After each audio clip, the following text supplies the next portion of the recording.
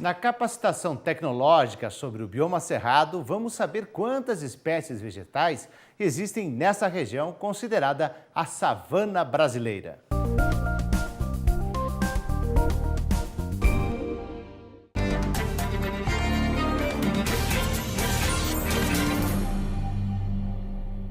Olá, tudo bem?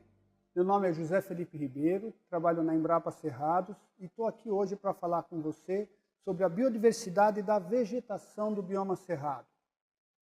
Então, nós já falamos, já entendemos então como é que o cerrado é uma savana, vimos que nessa savana tem uma série de paisagens diferentes e agora nós vamos falar da biodiversidade que acontece nesses ambientes. O objetivo, então, dessa nossa conversa é entender quantos somos, quantas espécies tem aqui, como é que é a biogeografia, como é que é a distribuição dessas espécies, não só dentro de cada uma dessas paisagens, mas também dentro de toda a amplitude do cerrado dentro do Brasil. Nós vamos falar, então, por isso, se você tem uma distribuição, como é que estão as espécies generalistas, como é que estão as espécies restritas a determinados ambientes, e aí determinando como é que são alguns grupos fitogeográficos dentro do nosso cerrado. E para quê? Qual é a função que a gente pode ter em termos de código florestal, entender essa riqueza de espécies? Então essa é a conversa que nós vamos ter aqui nesse módulo, nesse curso. Tá? Quando a gente fala em termos da diversidade brasileira, né, essa fonte, Levison, grupo lá da Unicamp, dá uma olhada, nós vamos lá, vírus 350 conhecido, bactérias 400, fungos 13.000, algas, plantas, protozoários 3.500, animais 132.000. Veja só o que é que a gente conhece e o que é que a gente desconhece. Se vocês forem observar nesses números, vejam lá, o que a gente conhece em termos de plantas é quase o que está sendo estimado que acontece. Os outros grupos, nós estamos perdendo e muito do que existe e não vamos conseguir, porque o desaparecimento dessas espécies, dessa biodiversidade que o Brasil tem, está sendo perdida muito rapidamente. Né? Vocês vejam ali que, em termos de animais, nós estamos quase 10 vezes de desconhecimento do que a gente sabe que tem e do que a gente não sabe que tem. Quando a gente está falando em biodiversidade, eu vou trazer algum número seguinte. Muitos daqueles valores que a gente fala em biodiversidade, na verdade, a gente está falando de riqueza, que é o número de espécies que estão acontecendo num determinado local. Biodiversidade é muito mais do que apenas número de espécies. Ele fala não só desse número, mas também fala da proporção que cada espécie está em relação às outras que estão acontecendo naquele ambiente. Então, quando a gente fala em espécies e fala da riqueza de espécies no cerrado, veja, nós estamos falando de 11.000 espécies de plantas, 212 espécies de mamíferos, 837 de aves, répteis, 180. O que eu quero ressaltar desses números que nós temos aí com vocês? Né? No caso, você deve prestar atenção ao seguinte, olha, em termos de aves, 50% das aves que existem no Brasil, elas acontecem também no cerrado. Não são endêmicas, porque elas circulam. Né? Quando você fala em termos de planeta, 10% desse número que acontece no cerrado é parte daquilo que acontece no nosso planeta. Mostrando, então, a importância que tem o cerrado para a manutenção dos mamíferos, dos répteis, dos anfíbios que nós temos nesse nosso planeta. Né? No Brasil, nós podemos falar que mamíferos, 40%. Né? Agora, quando a gente fala em endemismo, né? Veja só, as 11.000 espécies que o cerrado tem, 40% só acontece no bioma cerrado, diferentemente daquelas aves, está vendo? Nós temos 837, mas só 29 são endêmicas. Isso é fundamental para que a gente entenda como é que esse ambiente é importante para aqueles que vivem aqui e para aqueles que também estão, para aquelas espécies que estão de passagem no nosso ambiente, tá certo?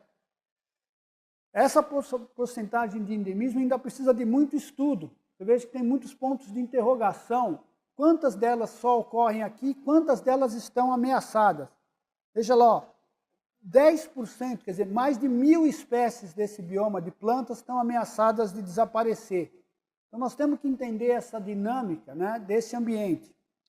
Uma outra coisa que eu quero falar para você é, antigamente, quando eu digo antigamente, há cerca de 50 anos atrás, o que se dizia é que o Cerrado era muito pobre, que o que era importante para o nosso país era a Amazônia, né?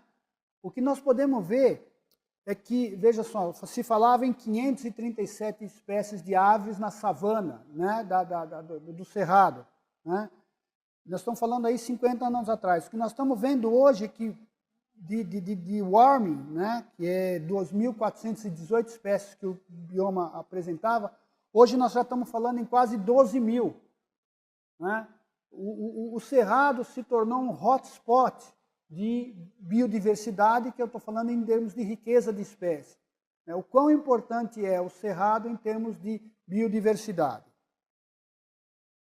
Esse número, vou falar para vocês, como é que nós estamos, essa é uma publicação que nós temos aí do Cerrado, né, falando dessas espécies, e como é que elas estão distribuídas, essas 12 mil espécies, como é que elas estão distribuídas? Praticamente 8.800 nos campos, elas compartilham com as espécies de savana, 7.500, ou seja, tem algumas espécies que acontecem no campo, também acontecem na savana, e um pouco menos nas florestas, nós estamos falando em quase 7.000. Desses números, são 2.000 mais ou menos lenhosas na floresta, na savana são praticamente 1.000, e nos campos, que tem poucas árvores, nós estamos falando em quase 800. Então, mostrando para vocês como é que tem uma troca de espécies entre fitofisionomias, e nós vamos falar também daqui a pouco sobre como tem uma troca de espécies dentro da geografia do Cerrado. Tá? Número total de espécies do Cerrado aqui, 12 mil. Isso daí foi uma outra pergunta que a gente fez. Daquelas 1.000 espécies de savana, né, a gente procurou entender, se a gente vai recuperar a reserva legal do Cerrado, por exemplo, quais são as espécies que esse Cerrado tem? Elas são as mesmas distribuídas em todo o Brasil? Se a gente não sabe essa pergunta, como é que eu vou recomendar uma restauração? Como é que eu vou recomendar uma situação de recuperação de área degradada? No Amapá, por exemplo, é a mesma espécie que eu vou recomendar aqui para o Cerrado? Ou vou recomendar lá para as savanas, para os cerrados do Paraná? O que a gente fez foi fazer essa pergunta. Então, nós quadriculamos o Brasil, né, para ter a amostragem bem distribuída. Né? Nós usamos o grid do Radão Brasil e conseguimos determinar 124 retângulos e conseguimos coletar informação em 94 deles, ou seja, em quase 75%. O que nós fizemos? Qual era a pergunta? Claro que você viajar pelo Brasil afora, foram mais de 70 mil quilômetros que a gente percorreu para entender e buscar essa resposta de as espécies lenhosas, as espécies arbóreas das savanas, são as mesmas em todo o Brasil? Onde que elas são diferentes? Qual é a biogeografia dessas espécies? Para poder ter um nome se você vai fazer alguma recuperação, aí é onde você mora, se você está no norte do Brasil, se você está no nordeste, se você está no sul, qual é a espécie lenhosa que você vai usar para a recuperação do seu ambiente, quais são aquelas que são restritas, quais são aquelas que são generalistas, certo? Esse levantamento foi feito, como a gente chamou de levantamento rápido, foram 170 levantamentos rápidos, que procuraram acontecer onde a literatura não tinha feito levantamento. Então, o local que a gente estudou, basicamente, foi na Bahia, nos Cerrados da Bahia, nos Cerrados do Maranhão, nos Cerrados do Mato Grosso do Sul, foram 31 levantamentos em Mato Grosso do Sul. No Tocantins, que praticamente não existia levantamento nenhum. Então, a gente foi procurar onde o conhecimento estava ruim, né? Onde a literatura não tinha estudo, com esse tipo de levantamento que eu vou descrever para vocês agora. A gente saía no campo, em 3, 4 pessoas, com uma lista de espécies, dessa lista de espécies lenhosas que acontecia, e em vez de fazer uma curva área-espécie, a gente fazia uma curva tempo-espécie. Então, a gente saía andando, alguém com uma lista na mão, 15 minutos anotava com as espécies, mais 15 minutos anotava mais outra espécie, mais 15 minutos e assim por diante. Com isso, né, no espaço, vocês podem ver aqui, né, o caminhamento, as 3, 4 pessoas, né, caminhava nesse sentido, e aí ia fazendo uma lista mostrando quais eram as espécies que estavam ocorrendo, como se fosse uma lista de chamada, para saber, nessa distribuição, em termos de Brasil, o que é que nós temos de espécie lenhosa nessas savanas brasileiras. Fizemos então essa curva espécie-tempo. Né? A cada 15 minutos a gente fazia uma marcação e via que conseguimos estabilizar praticamente depois de 1 hora de levantamento. Então, com isso, a gente tinha uma ideia para dar para você de quais eram a distribuição das espécies em termos lenhosas, em termos de Brasil. Tá certo? Esse é um exemplo de uma lista de chamado aí para a região ali de Água Boa, né, no Mato Grosso.